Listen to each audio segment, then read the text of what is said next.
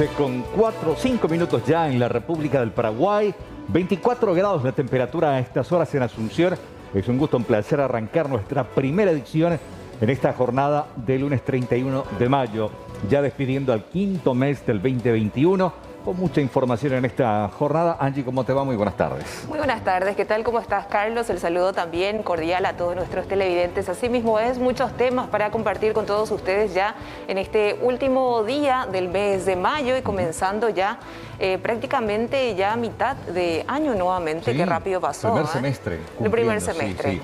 Bueno, y esta jornada nos habrán visto toda la semana pasada y esta también en especial hoy con este lazo verde que comparte también aquí mi compañera y tiene que ver con la fecha, el 31 de mayo, que se determinó en base a aquel triste episodio ocurrido ahí en las faldas del Cerro Yaguarón, el fatídico y cruel hallazgo del cuerpecito de Felicita Astiguerribia, esta niña vendedora de mandarinas que debía estar en la escuela pero estaba vendiendo frutas y terminó siendo secuestrada, violada y asesinada.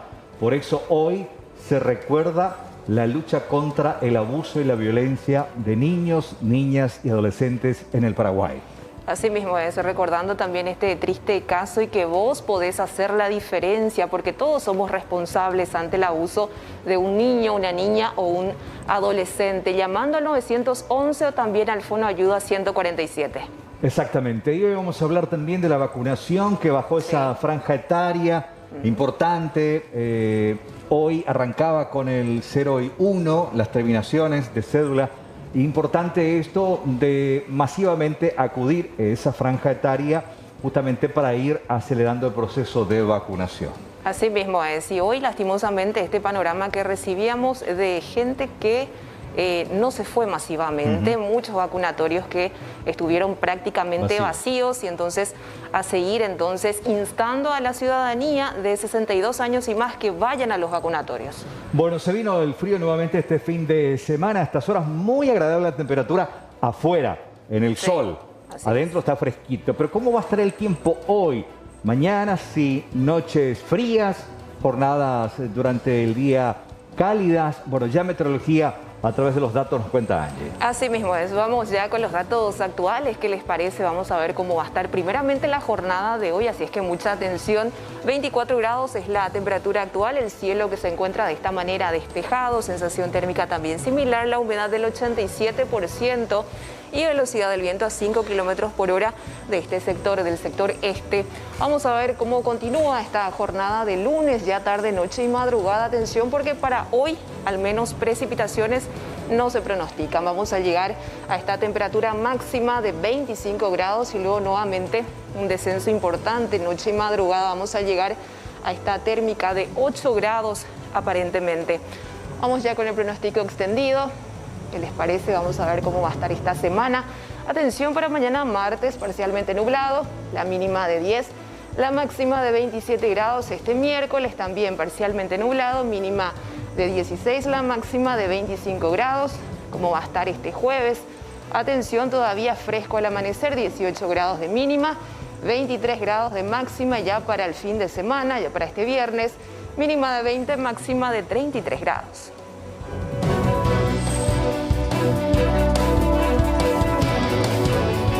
A ver, tenemos las cotizaciones de esta jornada de lunes. Vamos a ver cómo se encuentra el dólar. En la compra cotizan 6.650 y en la venta 6.730 guaraníes. Vamos a ver cómo cotiza hoy el euro también. En la compra, atención, se encuentra en 7.300 y en la venta 8.200 guaraníes.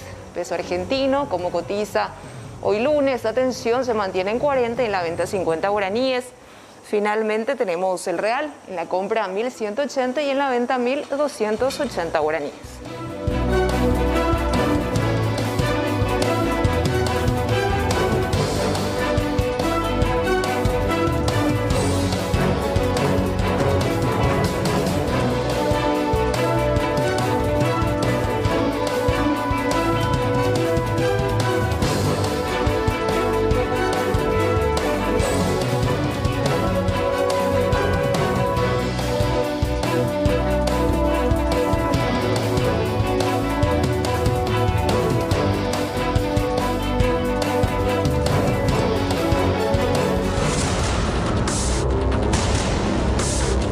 muchísimas personas que realmente están acá llorando por sus parientes que están internados y que dependen del oxígeno. Y así estamos viviendo en este momento en la ciudad de Concepción. Por la falta de suministro del oxígeno van a estar falleciendo muchísimas personas. Y acaban de informar que ya no tienen los balones cargados y no tienen de dónde conseguir. Van a la autoridad y falta el oxígeno y los 6 internados ahí va a fallecer. Nosotros no hacemos lo que tenemos que hacer como ciudadanos. Esto va a ser una constante.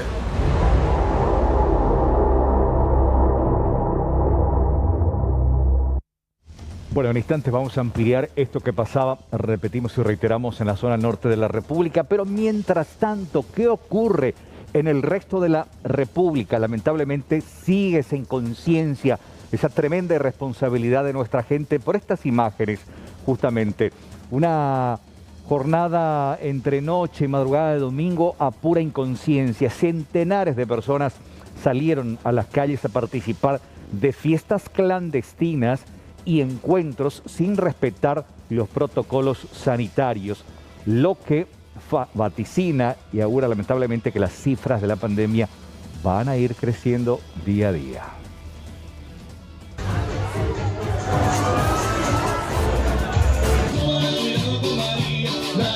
Ya no quedan adjetivos para calificar a las personas que en medio de la pandemia salen como si nada para ir a una fiesta, sin tener idea si alguno de los presentes está enfermo. El nivel de responsabilidad es altísimo y para lo único que sirve es para incrementar los números de infectados y fallecidos en nuestro país.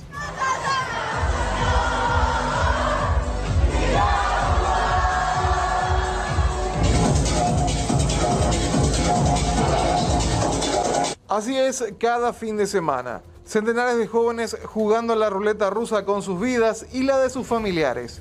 Casi nadie con tapabocas y compartiendo en un lugar pequeño y cerrado. Esto pasa mientras la policía persigue a lomiteros y trabajadores nocturnos, mientras que estos sitios jamás son molestados. En el este del país el panorama no es muy diferente, solo que a la aglomeración innecesaria se suman los nervios y las ganas de pelearse con cualquier desconocido. Así, la variante brasileña del COVID se puede dar un verdadero paseo de boca en boca entre los presentes.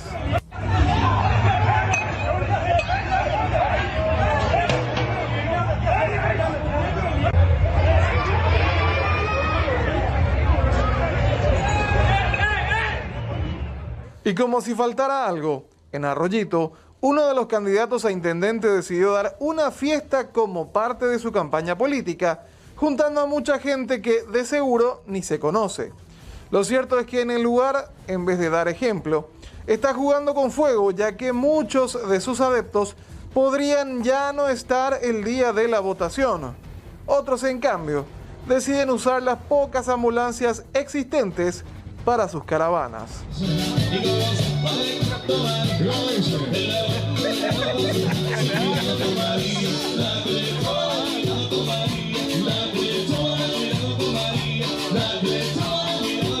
Superando los 9.000 fallecidos y con médicos al borde del colapso físico y mental, la inconsciencia sigue siendo uno de los factores preponderantes en el rápido incremento de contagiados por el COVID-19 en el Paraguay.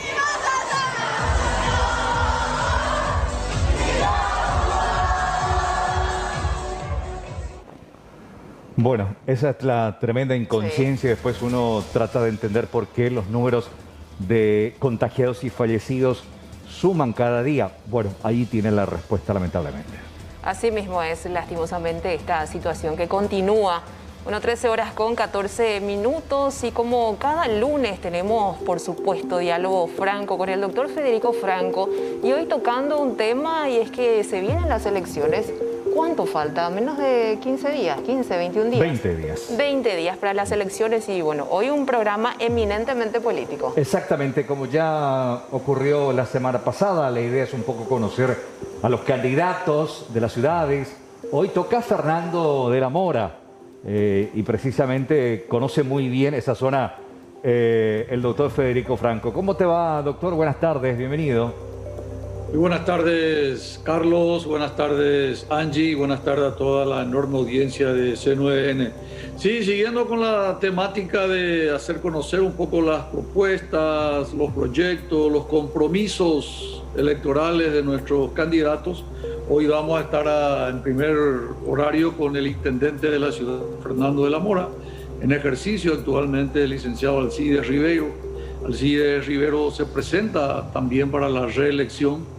Vamos a estar con Rolo Aveiro, precandidato de la ciudad de Roque Alonso, y el doctor César Mesa Bría, intendente en 2 ocasiones en la ciudad de Luque, el único que pudo ganar en realidad en Luque 2 veces del Partido Liberal, y ahora se presenta nuevamente a una trielección por tercera vez. Va a intentar el doctor César Mesa Bría. Vamos a hablar sobre los proyectos, qué es lo que les gustaría implementar en función de gobierno, y sobre todo un tema que afectan a estas 3 ciudades, que es el desagüe cloacal por la cuenca Ital. Como es de público conocimiento, Carlos, Angie, audiencia, la cuenca Ital afecta a estos municipios más el de la capital de la República de Asunción y una parte de San Lorenzo. Entonces vamos a conversar, porque así como están las cosas, a partir del año que viene ya vamos a tener seguramente edificios en altura en estas ciudades. Fernando de la Mora, Luque, Asunción, por supuesto ya tiene Roque Alonso. Se están preparando para tener también rascacielos en su municipio. ¿Y cómo se está preparando la ciudad? ¿Cómo están preparando los intendentes en sus proyectos la administración de esta crisis de crecimiento que va a generar, sin lugar a duda, la construcción de edificios en altura luego de la habilitación del desagüe cloacal? Sí, totalmente. Temas realmente muy importantes, muy interesantes para la ciudadanía, para que la gente, por sobre todo, como yo siempre digo, le conozca a los candidatos y más adelante también o tengan, mejor dicho, esa capacidad de elegir al que mejor le parezca. Doctor, si es que van a tener lo que me están consultando ahora mismo, una especie de número habilitado para que la gente también pueda realizar su pregunta durante el programa. Sí, ha habilitado un número que se pone ahí en el zócalo del programa. No tengo el número ahora de memoria, pero por supuesto, incluso al WhatsApp del canal pueden hacernos llegar las preguntas para compartir. Este es un diálogo donde vamos a tocar el tema, repito, del desagüe cloacal. Vamos a tocar la crisis sanitaria, qué es lo que hizo, qué es lo que van a hacer en función de gobierno, porque así como están las cosas, Angie, querida, lamento decepcionarte, pero el 2021, el 2022 y hasta el 2023 vamos a tener que incluir en nuestro presupuesto mental y nuestro presupuesto municipal y nacional, ni qué decir, rubros para poder combatir esta pandemia, porque esto se queda así como están las cosas. Es una noticia desagradable, pero real. Entonces, todo lo que guarda relación con el tráfico, la administración del transporte público, la recolección de residuos domiciliarios sólidos, pero vamos a incluir acá la cuenca Ital, que les afecta a estos 3 intendentes, y también vamos a incluir el manejo de la pandemia. Son temas fundamentales que vamos a tocar hoy a partir de las 21 horas en Diálogo Franco por C9N.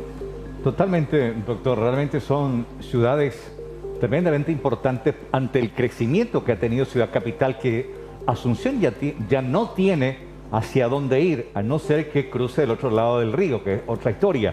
Pero hacia el sur, hacia el este, ahí están estas ciudades que se han convertido en su momento dormitorios, pero que hoy tienen un tremendo crecimiento. Y ese crecimiento se debe de proyectar. No es el hoyo aripante, tiene que ser una ciudad que proyecte su crecimiento y de una manera que pueda permitir que todos tengan justamente esos servicios y que ese impuesto que esté pagando realmente se vea en los beneficios para el ciudadano que está invirtiendo ahí su impuesto. Mira, Carlos, tenés tanta razón que solo me queda agregar lo siguiente. Fernando de la Mora, como es de público conocimiento, mi familia está muy arraigada a la ciudad de Fernando de la Mora, aunque mi hijo Freddy se lanza ahora por la ciudad de San Lorenzo. Fernando de la Mora, San Lorenzo, Roque Alonso, Luque, van a tener que construir ahora edificios de altura porque van a tener el desagüe cloacal.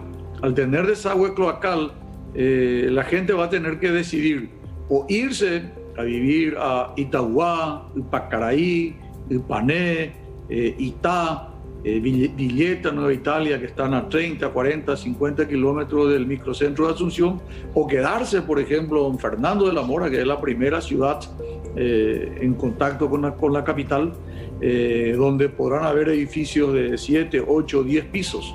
Entonces, la calidad de vida de una persona que puede tener su servicio de transporte público en condiciones, que puede tener colegio, que va a tener seguridad, que no va a tener el espacio que tenía antes, pero que va a poder vivir en un departamento y va a poder estar cerca de donde trabaja, cerca del colegio, cerca de la escuela de sus hijos, va a cambiar el paradigma de la ciudad.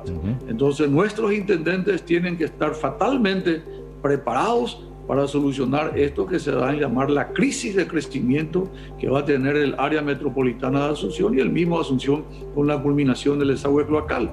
El mercado de abasto de Asunción, la terminal de ómnibus de Asunción, la municipalidad de Asunción, toda esa zona no tenemos desagüe cloacal. Toda esa zona que está afectada por la cuenca del Itaú, porque el Itaú está en el medio. Entonces le viene el agua de Fernando, le viene el agua de Asunción, se suma el agua de San Lorenzo, de Rocaloso, y se conduce esto hasta el emisario principal que está bajo la avenida Vicepresidente Sánchez, y desde ahí pasando frente al Jardín Botánico, tiene sus 3 plantas de decantación antes de que pueda drenarse este líquido en el río Paraguay, por debajo, lógicamente, de la toma de agua que tiene la ESAP en Viñasco. Y sí, qué irónico, ¿no? Las zonas más caras de Asunción no tienen desagüe cloacal. Falta de infraestructura. Es cierto. Sí, una de las zonas más caras, toda esa zona donde están los aviadores que estaban en el proyecto del trabajo, están ahí, toda esa zona viene arrastrando y son justamente las zonas más caras de Asunción. Y para eso se tienen que preparar Fernando, Roque Alonso, exactamente, San Lorenzo también, acá Lambaré, Villa Elisa, son ciudades que sí o sí necesitan crecer, porque acá ya no damos, pero ese crecimiento sustentado en base a proyectos, hay que proyectar esto, como decía, improvisando nada más, sino que proyectar. Pues, lamentablemente Asunción creció de esa manera, sin esa proyección que habríamos querido los asuncenos, pero lamentablemente, bueno, ya no podemos hacer nada y estas ciudades todavía tienen la oportunidad de hacerlo. Doctor, imperdible, a las 21 por C9N esta noche. Carlos, cuando despidan ustedes el noticiero central hoy a las 21 horas, nosotros vamos a estar ya, si Dios permite, compartiendo este programa. Vamos a tener un invitado por vez, siempre con las recomendaciones del distanciamiento social y físico estricto y el uso de tapaboca y el lavado permanente de manos. Gracias por esta oportunidad, mi cariño, mi respeto para ustedes y a la audiencia, por favor, no nos dejen solo hoy a las 21 horas, Diego Franco, aquí por C9N. Ahí está. Un abrazo, doctor. Gracias. Gracias, doctor. Vamos a ir pasando también el número de teléfono de Diálogo Franco para que la ciudadanía pueda comunicarse directamente ya y hacer sus consultas pertinentes.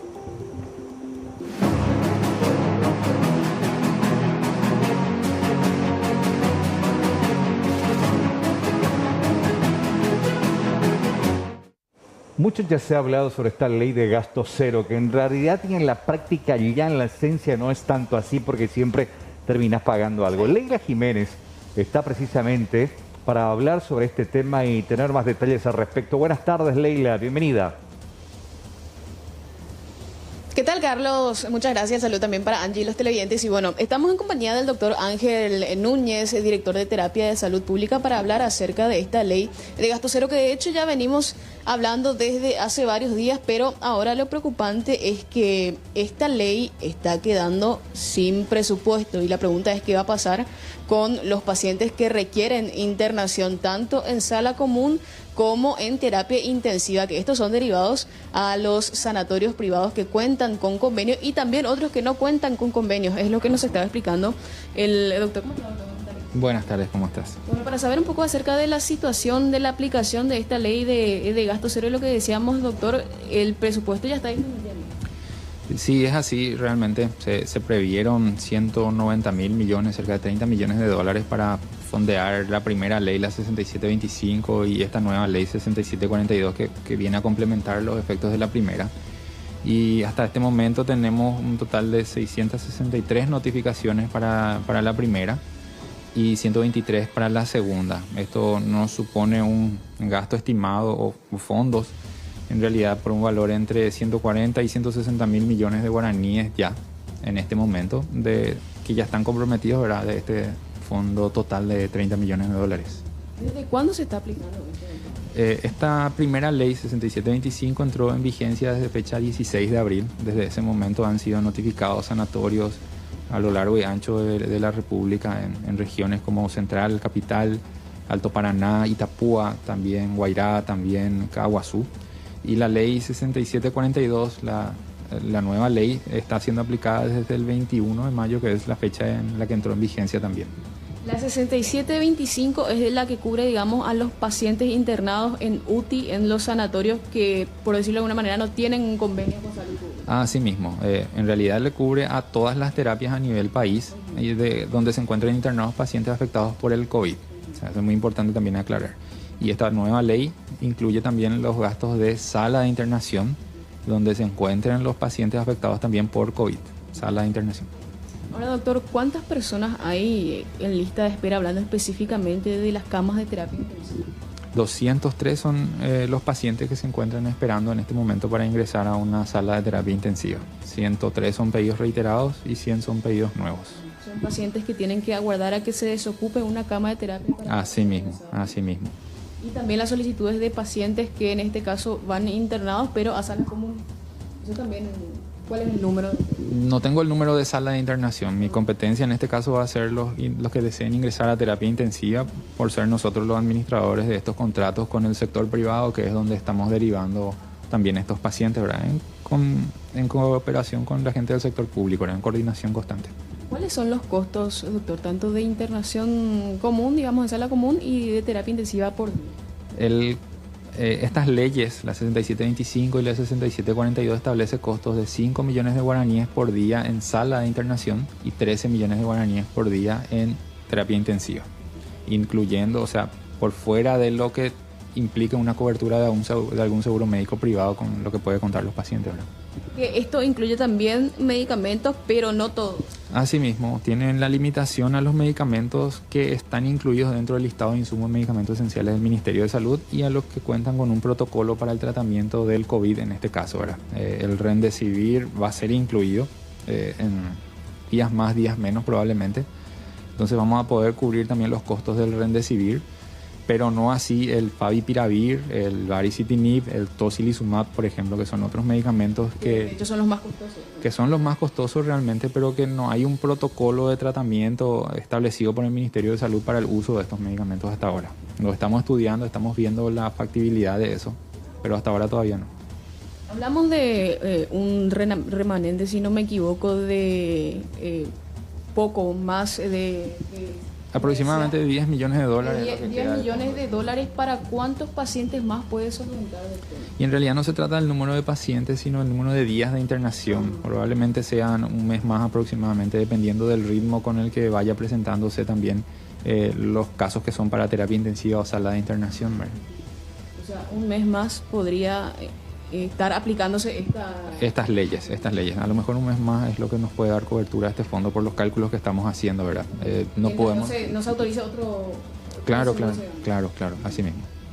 Bueno, ahí está, Carlos, lo que tiene que ver también con la cobertura, en este caso, que se le da a los pacientes que están internados en sala común y en UTI, en los sanatorios privados. Nos gustaría si podés consultarle para entender nada más, porque explicaba muy bien que hay algunos antivirales que no cubre el sistema, que va... el costo va a la familia, pero es el sistema público y privado el que receta, pero dice que todavía Salud Pública no incluyó. Entonces hay un contrasentido, los médicos recetan, pero Salud Pública dice no está todavía aprobado para su uso. Finalmente, sí o sí, ese costo va a la familia, y justamente porque ya no estás recurriendo a este sistema para que te pueda dar soporte económico, y son justamente los medicamentos más caros. Con respecto a los medicamentos que decía, doctor, que no cubren en este caso Sí, el tema no es que el médico pueda recetar o no estos medicamentos. El médico tratante de cada paciente está en la libertad de recetar el tratamiento que él le parezca más conveniente para su paciente. Solo que el protocolo de uso del Ministerio de Salud está abocado a la seguridad del paciente, y en ese contexto, como te dije hace rato, estamos estudiando la inclusión de otros medicamentos que pueden o no, hasta ahora, ser o no seguros para la utilización en algunos pacientes, ¿verdad? Tenemos cierta evidencia a favor del Remdesivir, que tiene un costo elevado y que hasta ahora nos está dando evidencia firme de que sí puede ser utilizado. Es más, el Ministerio de Salud ya está en proceso de compra del Remdesivir, y eso a nosotros nos autorizaría también a hacer alguna especie de compensación a los sanatorios privados por el uso de este Remdesivir, o directamente incluir dentro de los costos que nosotros estaríamos abonando por la internación de pacientes en sala. Así como te digo, todo depende de los protocolos de uso, y hay gente que está recetando, por ejemplo, el Remdesivir para su uso dentro de la terapia intensiva. Y la evidencia científica nos sugiere que el Remdesivir, si se usa dentro de terapia, es porque ya llegamos tarde. El Remdesivir es un medicamento antiviral que está destinado a cortar la replicación del virus, y por consiguiente puede ser utilizado hasta el 8º día de evolución de la enfermedad, que es donde nosotros sabemos que el virus deja de replicarse, y por consiguiente nosotros mismos le damos esa libertad al paciente de que esté aislado hasta el 10º día, porque sabemos que en ese momento ya no hay replicación viral activa y el paciente ya no puede contagiar la enfermedad. Entonces, vamos a permitir el uso del Remdesivir protocolizado para utilizarse hasta el día 8 o desde el día 7 en adelante, dependiendo de la replicación viral. Y vamos a cubrir esos costos nosotros, ¿verdad? Vamos a entregar los medicamentos a los centros que puedan administrarlos, y vamos a cubrir también estos costos probablemente en el sector privado o viendo alguna otra forma de compensación. Pero sí se están haciendo esos estudios para saber si es factible o no utilizar estos otros medicamentos también que son costosos. Sigue escuchando al doctor Carlos. Ya. En el sector público, doctor, ¿hay médicos que recetan el Remdesivir y otros antivirales que hoy Salud Pública no tiene en su lista? Sí, por eso te digo, eso queda a criterio de cada médico. La indicación o no de un medicamento es siempre criterio del médico tratante. En ese contexto, aquellos medicamentos que no se encuentran dentro del protocolo de tratamiento necesariamente tienen que tener un consentimiento informado de la familia.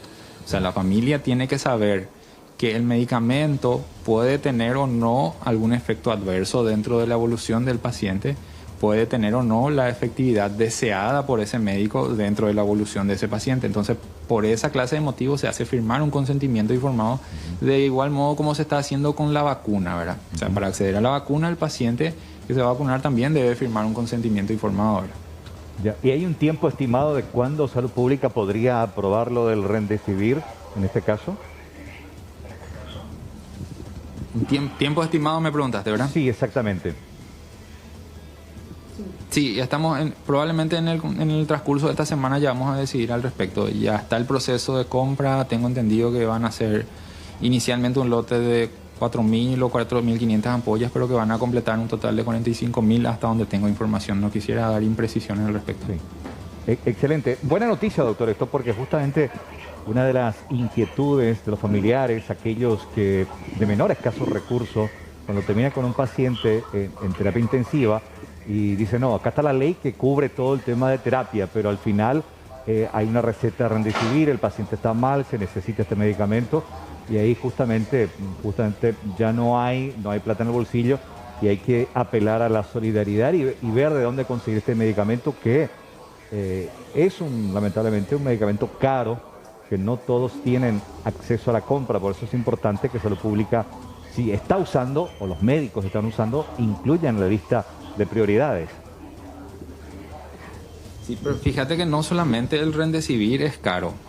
Dentro de terapia intensiva, y esto antes de la pandemia te puede hablar cualquier persona que tuvo un familiar internado en terapia intensiva, independientemente de que sea COVID o no, los costos se disparan a niveles altísimos. Hay gente que tiene que desprenderse de sus bienes para poder solventar gastos en terapia intensiva. Mismo el oxígeno dentro de la terapia intensiva tiene un consumo muy elevado, y eso incluso puede superar a los costos del Remdesivir, a los costos del Tocilizumab, y todos esos costos están incluidos dentro de los convenios que ya tenemos con los sanatorios privados, y que están incluidos dentro de este costo de 13 millones de guaraníes por día, solventado por la ley 6725. O sea, El Remdesivir como tal, el Tocilizumab como tal, no es el centro del tratamiento del paciente COVID en terapia intensiva. Son medicamentos que ayudan a la buena evolución del paciente probablemente, tampoco hay una evidencia firme al respecto, pero que vienen a complementar el resto de los gastos que podría tener un paciente dentro de terapia intensiva si es que tuviese que solventar el mismo, ¿verdad? No, los costos de la pensión de terapia intensiva, los costos del oxígeno, de los demás medicamentos, antibióticos que pueden llegar a ser muy caros, estudios diagnósticos, radiografía de forma diaria, tomografía, algún otro estudio ecográfico, los estudios de laboratorio. Los reactivos de laboratorio tienen un costo altísimo por día en terapia intensiva, y todo esto está incluido dentro de estos 13 millones de guaraníes que estamos pagando nosotros. Y creo que hay que hacerle un poco más de justicia también a esta ley en ese contexto, y sin dejar de mencionar que podríamos o no incluir estos otros medicamentos también de costo elevado. No, totalmente de acuerdo, doctor. Yo comparto y estoy totalmente de acuerdo con relación al tema, así, hacerle justicia a esta ley.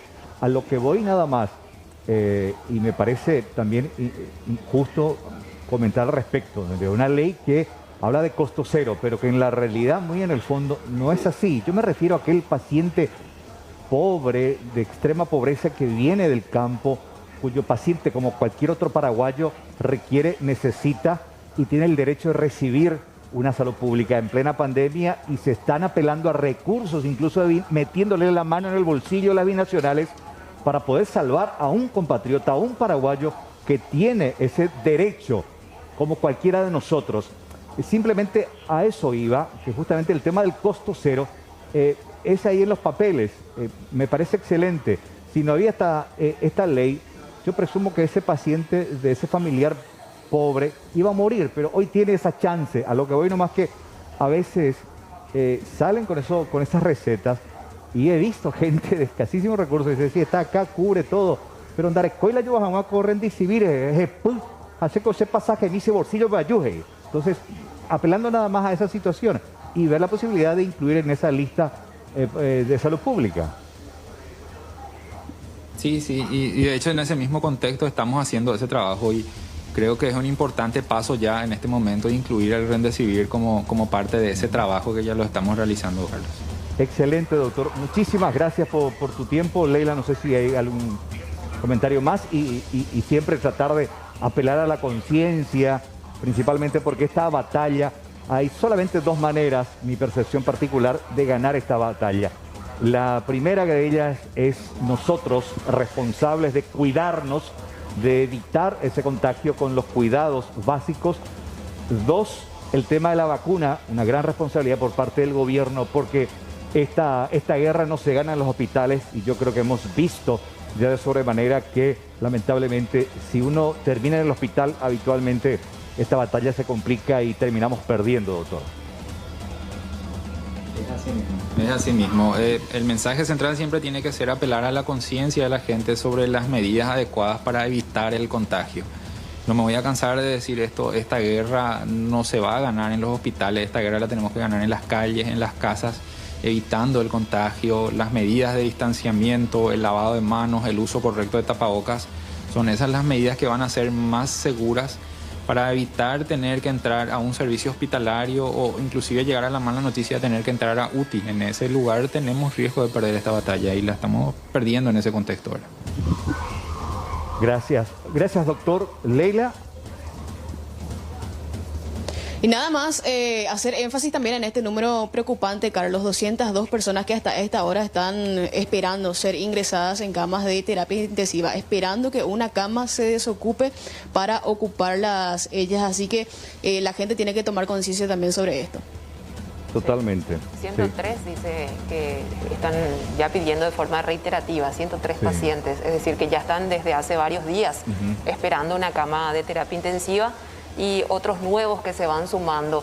Ya la semana pasada justamente estábamos hablando de más de 200 personas que estaban en lista de espera, y bueno, ahora lo más preocupante es que ya nos estamos quedando ya otra vez sin dinero, ¿sí? Solamente se tiene para cubrir algunos meses nada más, y luego nuevamente ver de dónde sacamos los fondos.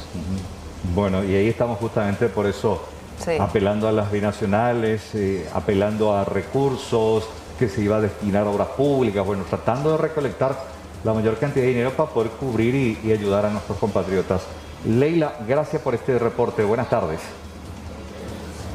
Hasta luego, buenas tardes. Hasta luego. Y los números tampoco no son muy alentadores.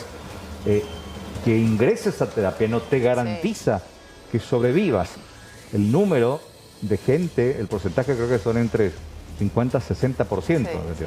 De 10, entre 5 a 6 terminan sí o sí falleciendo. Muchas complicaciones también derivadas del COVID.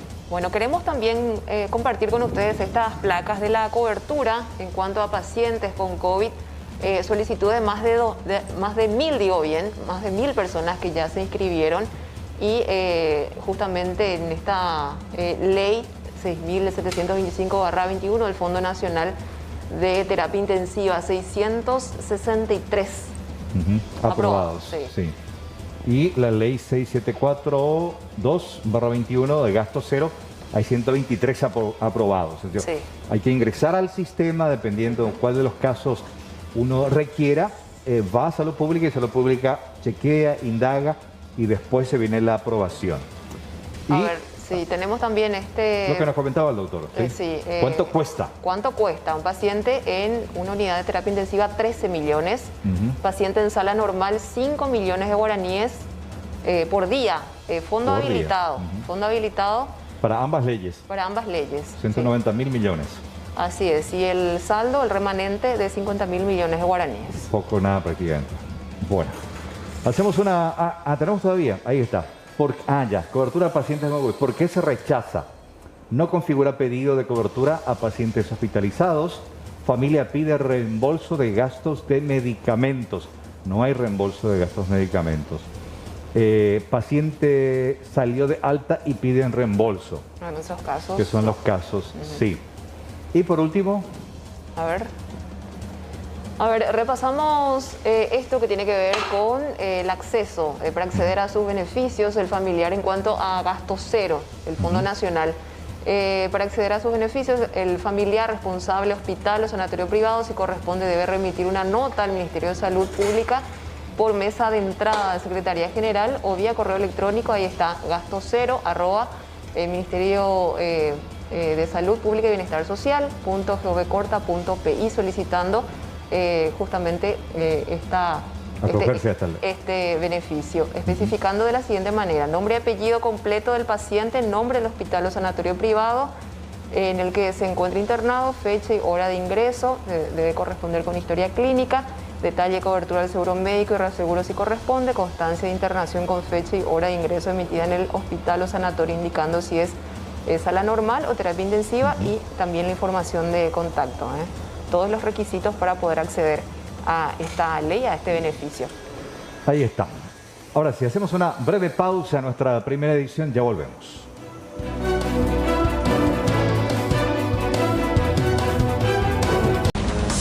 Y así estamos viviendo en este momento en la ciudad de Concepción.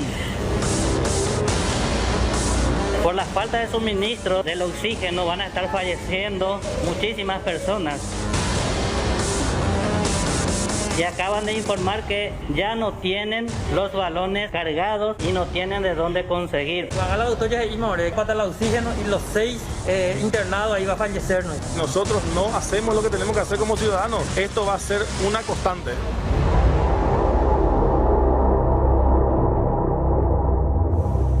Seguimos con más informaciones y vamos a hablar de esto, de la liberación de las vacunas antiinfluenza, y en ese sentido hay que decir que todos los vacunatorios están habilitados para el efecto, para la ciudadanía en general, sin importar la edad. Es importante inmunizarse contra la influenza para evitar casos graves de esta enfermedad.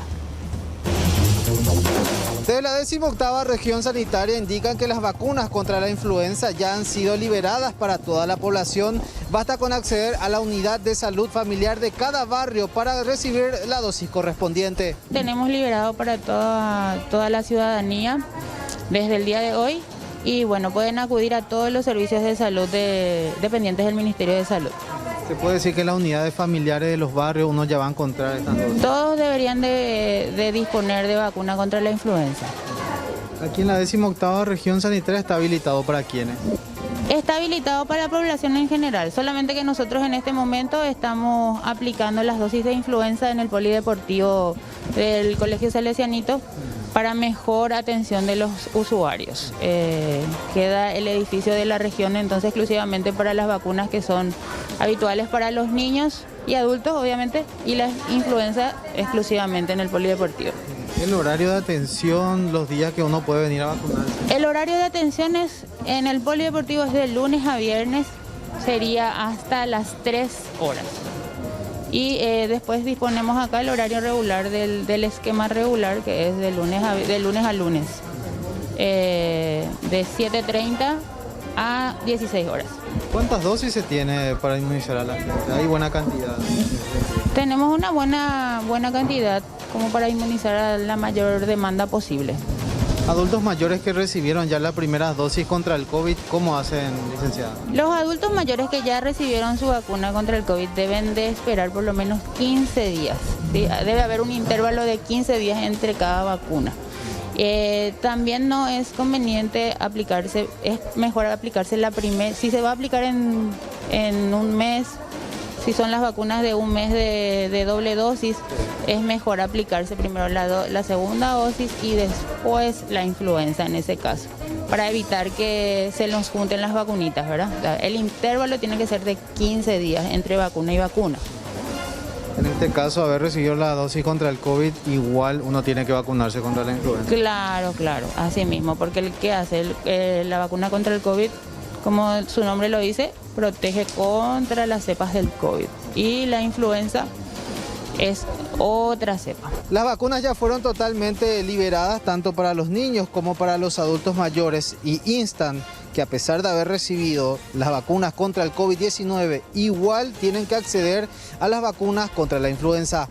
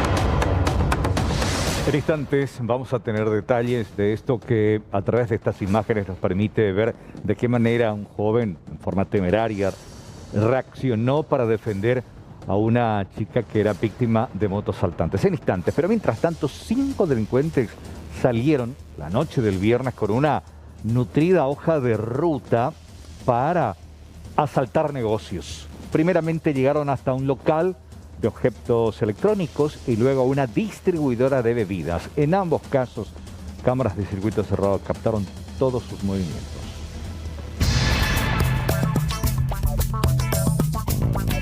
Asaltantes de gira. Una banda de delincuentes decidió unirse a la ola de inseguridad y marcó algunos objetivos para robar en la tarde-noche del viernes pasado. Primero, llegaron hasta el local de Mobile Zone en donde fingieron ser clientes, para luego entrar con fuerza y al grito de asalto.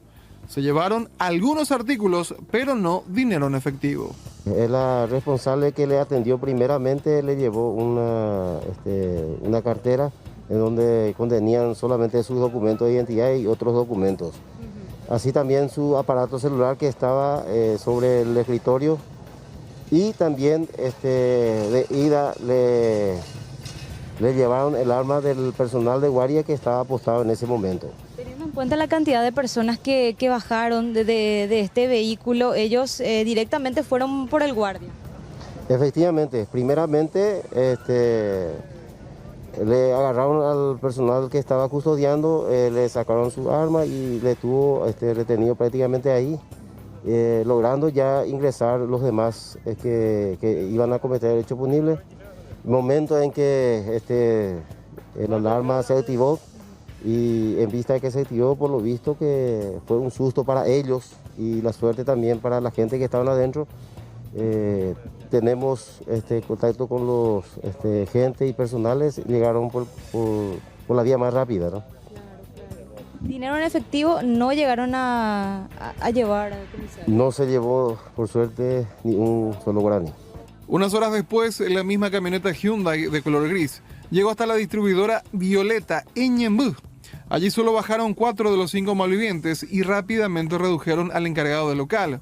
Cuando estaban vaciando la caja, el guardia de seguridad se percató de lo que ocurría y comenzó a disparar, provocando la rauda huida de los asaltantes con un botín mucho menor al esperado por ellos. Según manifestó el encargado, ahora estaban haciendo un arqueo rápido y manifiestan 18 millones aproximadamente. El día de la fecha tenían que apersonarse acá en la comisaría para hacer la denuncia.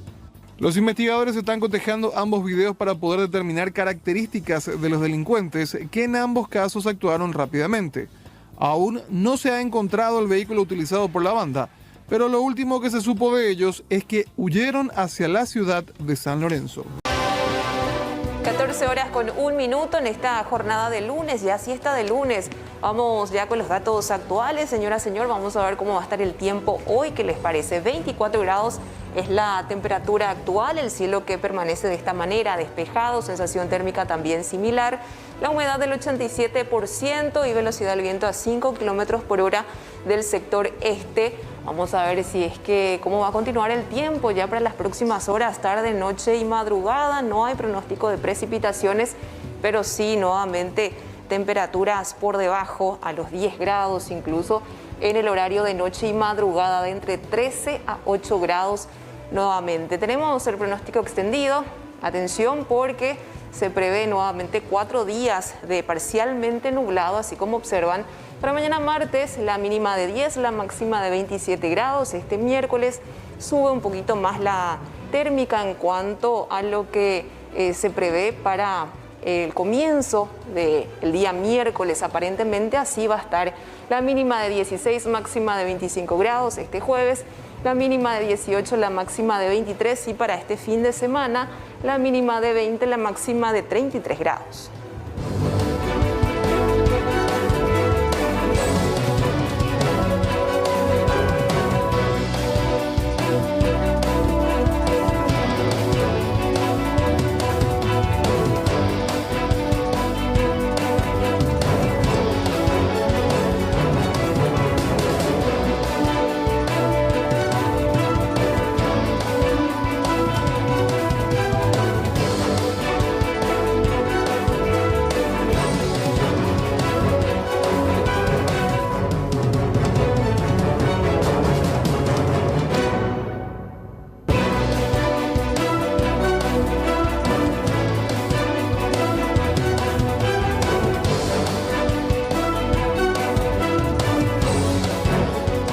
Vamos con esta información.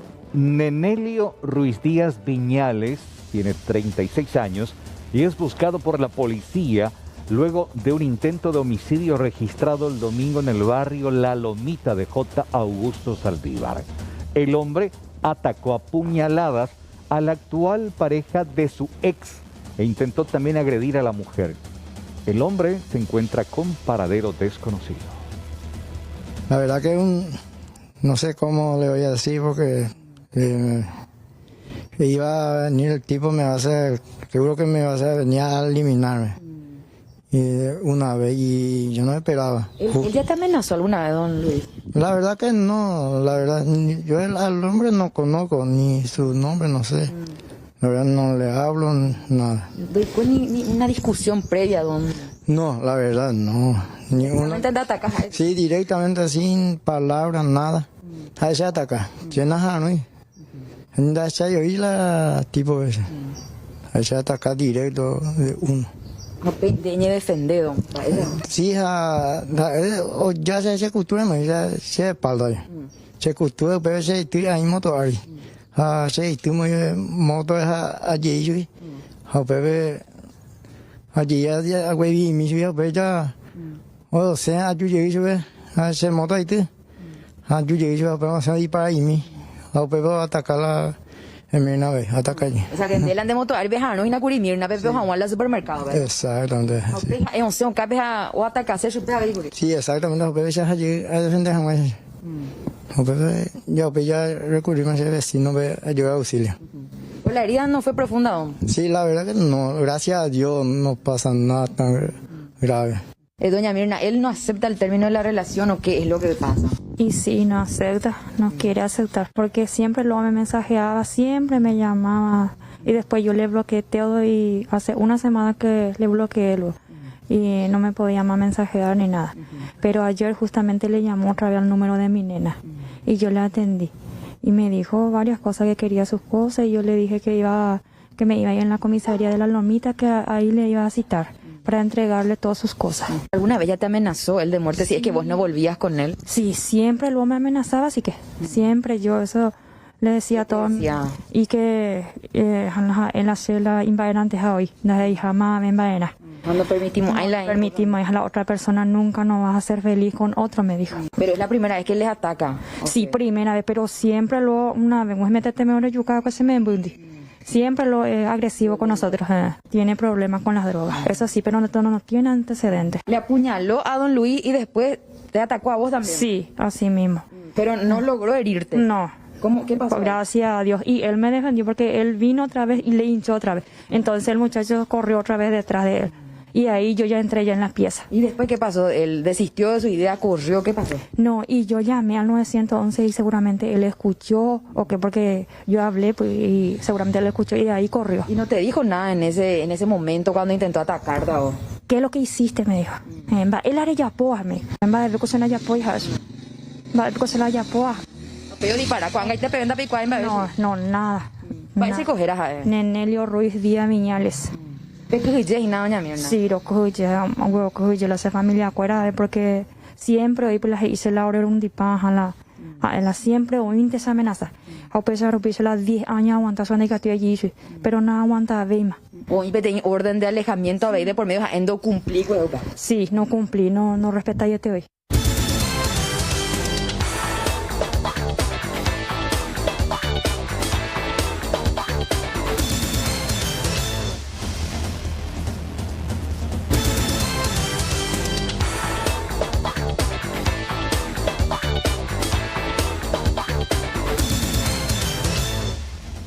Con esta noticia nos vamos hasta la zona sur del país, donde se habilitaron más vacunatorios para que las personas adultas mayores puedan acceder a la inmunización correspondiente y también con el fin de descongestionar el Centro Cívico de Encarnación. Las autoridades sanitarias habilitaron un nuevo centro vacunatorio en la zona primaria, en donde se tuvo una importante concurrencia.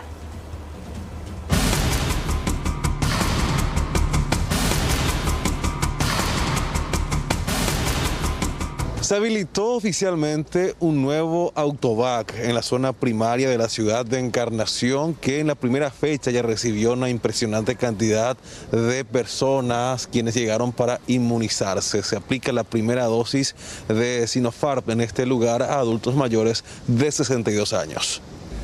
Y es muy importante porque realmente tenemos que vacunarnos. Ese es algo importante para nuestra misma función, ¿verdad? En mi caso yo soy funcionario de aduana, nosotros estamos siempre en puestos de frontera y es importante que nos vacunemos realmente. Eso es para la misma ciudadanía, entonces que acuda a esto que es realmente en este momento es algo muy importante, es la vacunación. Tenemos que vacunarnos, tenemos que cuidarnos igualmente y cuidar también nuestra higiene también. Estamos en una situación muy especial realmente, porque no es solamente, el tema es mundial, el tema es, en el mundo estamos con este problema ahora mismo. ¿No tener miedo a la vacuna entonces, verdad? No tener miedo a la vacuna. Tenemos que, la vacuna justamente es como un preventivo para que no pasemos por situaciones peores, simplemente esas. Tenemos que cuidarnos igualmente. Sí mismo estamos habilitando este segundo autobac acá en el puente fronterizo, dándole uso a este espacio sobre todo para que puedan las personas acudir a hacer sus vacunaciones sobre el COVID-19 de acuerdo a la terminación de cédulas y aquellos que están inscritos en la plataforma. ¿Qué edad específicamente se amplió la franja etaria? Sí, así mismo estamos trabajando con 62 años para arriba. Entonces aquellas personas que aún no se han inmunizado de 62 para arriba o que van a este año tener 62 pueden acercarse al vacunatorio habilitados o como el autovac con su cédula y que esté inscrito para que pueda recibir su dosis de vacuna. Ahora, ¿qué dosis está aplicando? La primera dosis, acá solamente la primera dosis de la vacuna Sinopharm. Dentro de 4 semanas ellos van a recibir su segunda dosis, entonces es muy importante que estén atentos a la llegada de la segunda dosis porque es importante completar el esquema de vacunación para poder llegar a la inmunización. Ahora vemos muchas personas ya en este primer día acá. Sí, realmente estamos contentos porque acuden, ¿verdad? Esperemos que hasta la 1 de la tarde vamos a estar de lunes a viernes. Y puedan aprovechar este espacio que estamos teniendo para que puedan descongestionar un poco lo que es el centro cívico. La habilitación de este nuevo autovac es para descongestionar el centro cívico que también sigue recibiendo una importante cantidad de adultos mayores para la inmunización pertinente. Se trata de dar comodidad justamente a los mismos para que se pueda seguir normalmente con esta campaña de inmunización.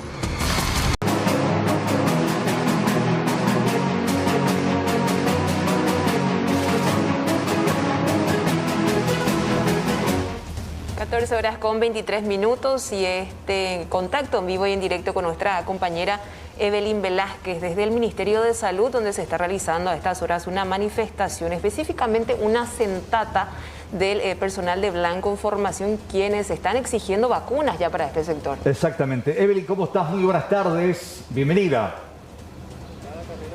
Gracias, Carlos. Angie, muy buenas tardes. Es así, fíjense la situación aquí frente mismo al Ministerio de Salud, estos médicos internos que se autoconvocaron y desde las 14 horas que están llegando, esperan también que lleguen otros colegas suyos y me quiero acercar aquí al doctor Esteban Martínez para que nos explique esta situación porque, doctor, me comentabas, ustedes están ahora llegando con una postura, quieren ser escuchados aquí por nuestras autoridades del Ministerio de Salud. Así es, antes que nada, muy buenas tardes y a toda la teleaudiencia. Muchas gracias por la cobertura. Primero que nada, quiero agradecer la presencia de mis compañeros. Nosotros estamos exigiendo que nos vacunen contra el COVID, puesto que somos la primera línea de atención, al igual que los residentes. Ellos ya fueron vacunados y nosotros, por no tener registro médico profesional, no podemos ser vacunados. Esa es nuestra situación. Ustedes son de distintas facultades, ¿no? De distintas universidades, perdón. Perdón, estamos autoconvocados de la UNA, de la UCA, del Pacífico, nosotros de la Uninorte. Yo soy representante de la Universidad del Norte, ¿verdad? Ahí están mis compañeros. Están llegando los muchachos, se están liberando de sus servicios. Y bueno, eso es lo que estamos exigiendo. A diferencia de los médicos residentes, me comentabas entonces, quienes sí ya recibieron la vacuna. ¿Cómo es el trato en el hospital? Hablando de ustedes, quienes están culminando su estudio, su carrera. Nosotros como médicos internos somos el último eslabón en jerarquía dentro de un hospital, pero somos la primera línea, al igual que los R1. Somos la mano derecha de los R1, estamos trabajando mano a mano con ellos. Por ejemplo, en una guardia, en una urgencia, nosotros con los R1 recibimos a los pacientes. 50% de ellos son COVID y 50% no. O sea, es un sorteo. Y mucho depende de los cuidados que uno toma al momento de recibir al paciente. De repente no tiene el tiempo de equiparse porque tiene que recibir un paciente grave, por ejemplo en el hospital del trauma, donde acabamos de rotar y estamos así de desprotegidos. El caso de los internos. Gracias a Dios, los de la UNA siguen siendo internos posgrados, por lo cual ellos tienen registro profesional y pueden inscribirse a la plataforma, en la cual nosotros, los internos pregrados, que no tenemos un registro profesional, no nos podemos inscribir. Que son de universidades privadas. Universidades privadas, católicas, incluso las universidades nacionales del interior. Universidad Nacional de Caguazú, Universidad Nacional del Este, Universidad Nacional de Itapúa, todos ellos son sin registro y no pueden inscribirse a la plataforma. Y que al igual de los médicos de la UNA, entonces los estudiantes, ustedes también están atendiendo. Nosotros fungimos de médicos, de hecho que somos médicos en situación de espera. A final de año recibimos nuestro título y en cuestión de burocracia, ¿verdad? Seguro que para febrero nos dan nuestro registro, ¿verdad? Pero que ahora mismo nosotros somos médicos internos, rotamos por las 6 especialidades grandes de la medicina y en sus distintas facetas. Entonces, somos al igual que cualquier otro médico recibido, médicos en situación de espera, que atendemos pacientes, COVID o no, de todo tipo, sin distinción de colores, sabores y olores.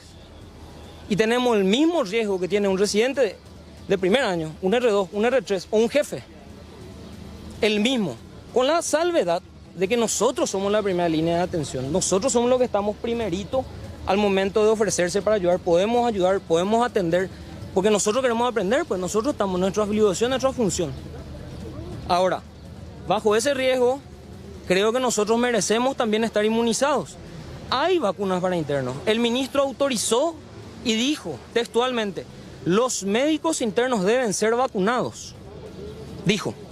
Y hay una disconcordancia, una disociación con la gente del PAI, que son los que verdaderamente nos están trabando esto, que exigen la lista limpia, se le envía la lista, no, que tienen que enviar la de NERS, se le envía la de NERS retira la pelota. Le felicito, de paso, con tu permiso, a la doctora Yolanda González, directora del Hospital Nacional. Ella se tomó solita la decisión y la postura de vacunar a todos los internos de las distintas universidades del hospital que están en el Hospital Nacional. A mí me tocará ser interno del Hospital Nacional a partir del 4 de agosto.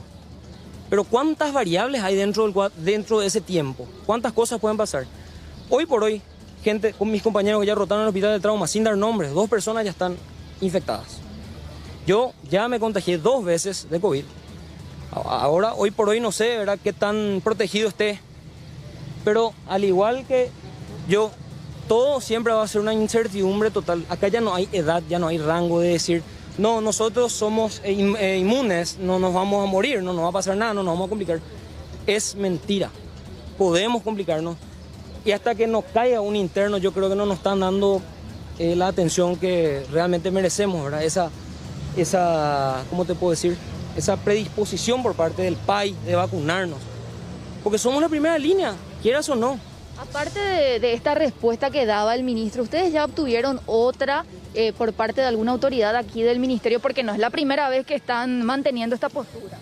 La verdad que no, la única. Mira, yo tuve el honor de ser alumno del ministro actual, del doctor Julio Borba. Él fue mi instructor de clínica quirúrgica y de semiología quirúrgica.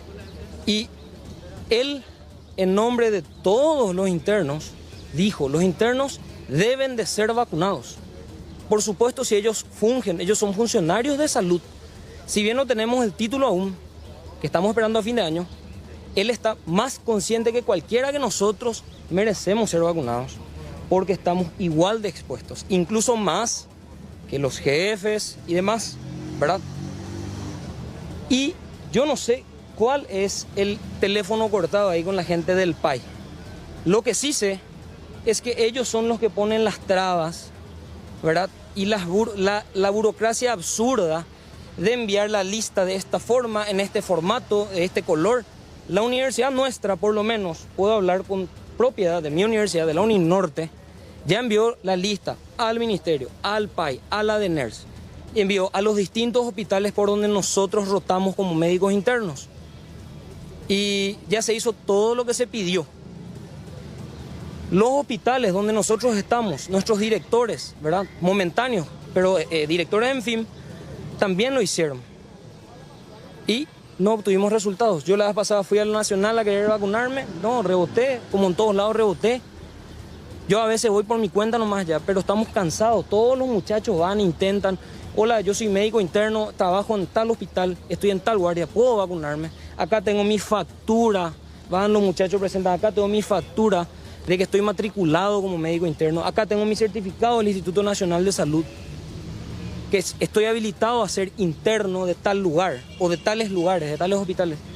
Y no nos vacunan. Ahora, a partir de esta convocatoria también, ¿qué esperan ustedes? ¿Qué piden? ¿Cuál es la postura? Primero que nada, allá veo a más gente ya llegando. De igual manera, en redes sociales los muchachos estaban mucho más entusiasmados. Primero que nada, ¿qué espero yo? Primero espero más acompañamiento de los médicos internos, porque detrás de un teléfono es fácil ser valiente y reclamar, ¿verdad? Pero a la hora de hacer presencia, con los cuidados que necesitamos mantener, no están, ¿verdad? Y me sorprende, ¿verdad? Porque los muchachos estaban muy entusiasmados con esto anteriormente. Y ahora veo más gente de mi facultad y veo, no sé, no le estoy viendo a tantos representantes de otras universidades. Como primera medida espero más participación de ellos, porque van a ser ellos los que van a salir a gritar otra vez después que quieren vacunarse. Tienen que estar acá para eso, ¿verdad? Es una opinión muy personal. Como segunda medida, ¿qué esperamos? Y esperamos una respuesta positiva por parte del PAI y del doctor, el doctor Héctor, no recuerdo su apellido, el encargado, el Héctor Castro, el encargado del PAI. Esperamos una respuesta favorable, que lleguen a un acuerdo con el doctor Borba, porque él, como dije, ya autorizó, y que se agilice, al igual que se agilizó con cualquier médico con registro. Cualquier personal de un hospital, nutrición, qué sé yo, odontología, psicología, fichero. No estoy desmeritando ni un trabajo. Genial que se hayan vacunado, pero al igual que ellos, nosotros estamos igual o más expuestos. Y somos una población grande, somos una población que puede llevar y traer el virus. Y no es lo de eso. El hecho de que nos vacunen disminuye en gran porcentaje la posibilidad de que nos contagiemos y en otro gran porcentaje que nos compliquemos. Y nosotros, como gente que transportamos el virus a nuestra familia, tenemos también padres, madres, abuelos y abuelas en situación de riesgo, en situación de vulnerabilidad. Por ejemplo, si algún representante del Ministerio de Salud está escuchando, puede salir, conversar con ustedes, armar de repente una mesa de trabajo, un diálogo, claro. Sería interesante que si algún representante del Ministerio de Salud, encabezado por quien para nosotros es un ejemplo, el doctor Julio Borba, pues a nosotros le está haciendo un buen trabajo, ¿verdad? O sea, estamos esperanzados en su trabajo y seguimos teniendo fe en que va a llegar la vacuna para nosotros. Si él nos está escuchando o algún representante del país, ¿verdad? Que organicen, que se comuniquen con nosotros o que nos permitan comunicarnos con ellos y armemos una mesa de diálogo entre los representantes principales de cada universidad, de la Uninorte, del Pacífico, de la Católica, de la UNA, ¿verdad? No sé, yo no le estoy pidiendo vacuna para la gente de primer año, ¿verdad? Que no toca pacientes. Yo no le estoy pidiendo vacuna para la gente que está haciendo clase de modalidad virtual. Estamos pidiendo vacuna para gente que vive en el hospital desde principio de año y que ya hubieron contagiados. Gracias a Dios todavía no tuvimos internos caídos, que yo sepa. Gracias a Dios. Pero no queremos llegar a... Sí, contagio a patadas. De hecho, ahora nuestra primera rotación acá en el trauma, los que todavía no tuvieron se ligaron todito. Y en cuanto a estas rotaciones, justamente, Carlos, Angie, como comentaba también aquí, ellos están en distintos hospitales, así que el reclamo es bastante claro, el mensaje también para las autoridades del Ministerio de Salud. Y por nuestra parte vamos a seguir. Fíjense, ahora, ya que pasaron unos minutos más de las 14, vemos a más jóvenes quienes están armando los carteles con sus batas pertinentes también. Y vamos a seguir acompañando y viendo qué novedades surgen en las próximas horas. Sí, así mismo es, Evelyn. Vamos a estar siguiendo de cerca esta manifestación ahí frente mismo al Ministerio de Salud y por sobre todo qué respuestas dan las autoridades sanitarias acerca de esta problemática. Muchísimas gracias, Evelyn. A ustedes, hasta luego. Hasta luego.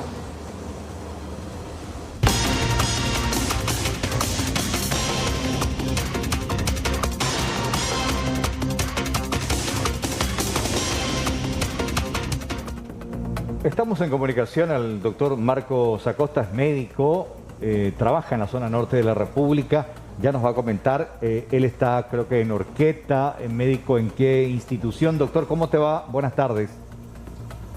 Buenas tardes para vos y tu amable teleaudiencia. ¿En qué ciudad estás trabajando, doctor? En Orqueta. Soy el director de la unidad sanitaria del IPS Orqueta. Ya. Tenemos el caso de una sexagenaria que estaba aguardando, precisando oxígeno de mayor flujo. Creo que la familia se fue a recargar el balón hasta Pedro Juan y aparentemente llegaron tarde. Cuéntenos, por favor, doctor.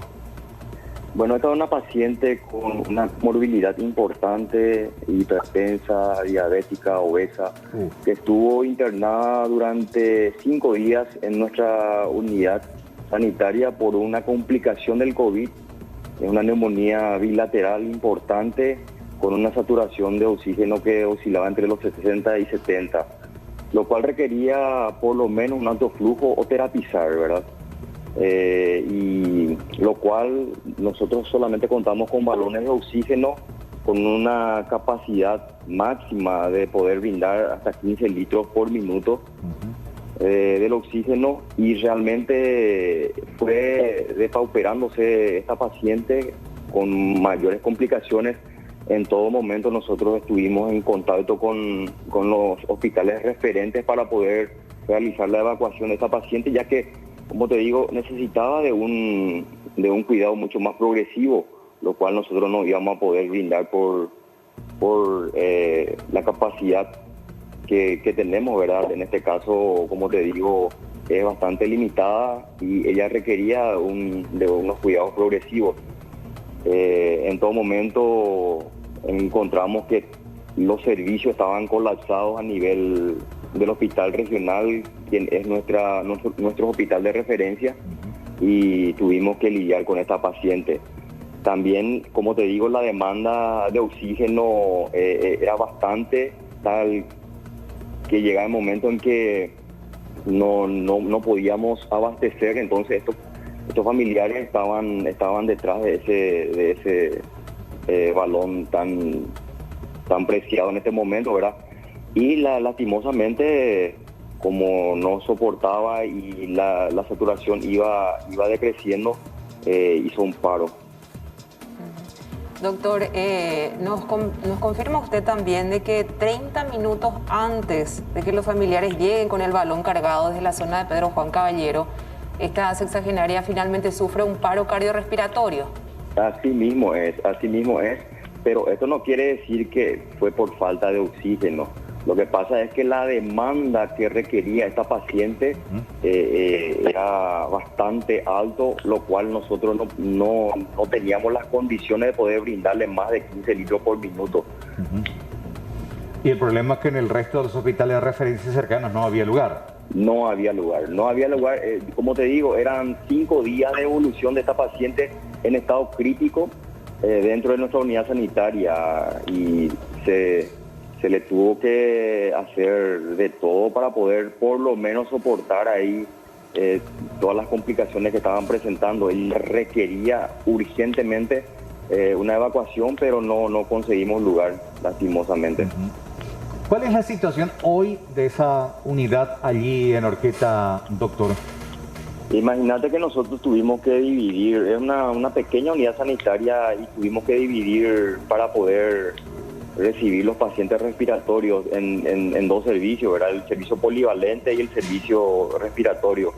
Y hace más o menos 3 meses que completamos el plantel de médicos para poder brindar ese servicio 24/7, por lo menos con un médico de guardia, tanto en el sistema respiratorio y con otro médico en el sistema polivalente.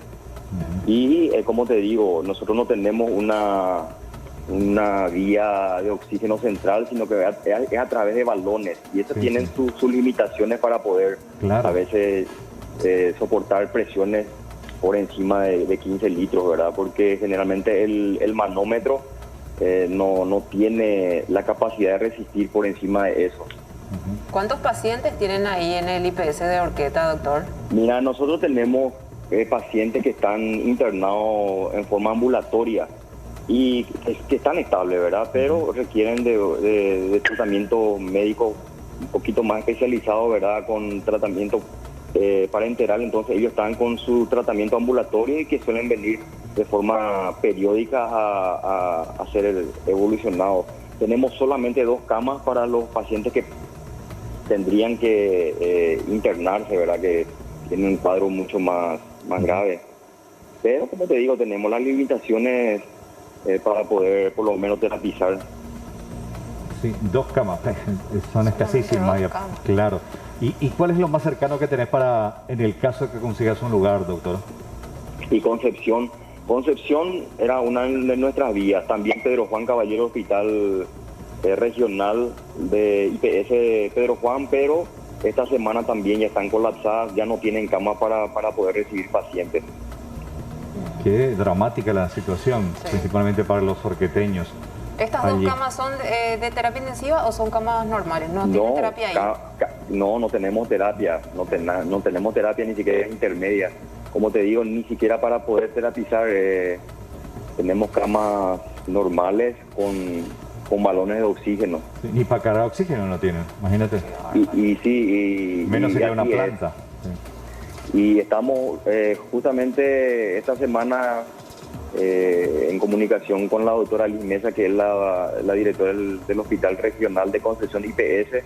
Están viendo tienen la promesa de que se va a habilitar una planta acá en Concepción, con lo cual tendríamos un alivio importante en cuanto a la demanda de oxígeno, porque realmente nuestro oxígeno, la recarga es a nivel central, a nivel de Asunción. Imagínate, son 800 kilómetros ida y vuelta, y lo que lleva en tiempo eso. Totalmente, no, presumo que venís a buscar, cuando llegáis ya necesitas volver nuevamente con otros balones. Así mismo, una sola paciente con 15 litros requiere en 24 horas, son 4 balones mínimo. Imposible. Doctor Marcos, muchas gracias por tu tiempo, gracias por respondernos. Gracias a usted. Gracias, doctor Marcos Acosta, que es el titular justamente de este centro asistencial de IPS en Orqueta, y contándonos esta dramática situación por la que tuvo que atravesar una familia que finalmente, cuya madre, presumo, terminó falleciendo porque llegaron tarde. Y confirmaba el propio doctor que 30 minutos antes de llegar con el balón de oxígeno, ya los familiares, en este caso la víctima, una mujer de 60 años, termina falleciendo por un paro cardiorrespiratorio. Ya no pudo aguantar. Y evidentemente en este caso el doctor no nos va a decir directamente falleció por falta de oxígeno, porque ya tiene que ver también con precariedades propias del sistema sanitario y los altos números en cuanto a los contagios, cada vez más pacientes que están llegando y que precisan de una alta complejidad para atender sus casos. Así es. 14:43 minutos, 24 grados la temperatura a estas horas en Asunción. Y en instantes ya se está preparando Martín. Vamos a hablar de la Copa América, que ya tiene finalmente sede, después de dimes y diretes. Una inesperada sorpresa. Exactamente, sí. Acá cerquita nada más, Paraguay, que se está preparando también para su combo rumbo a Qatar, y después ya enganchamos con Copa América. Vamos a tener todos los detalles en instantes. Hacemos una breve pausa. Brevísima, ya volvemos.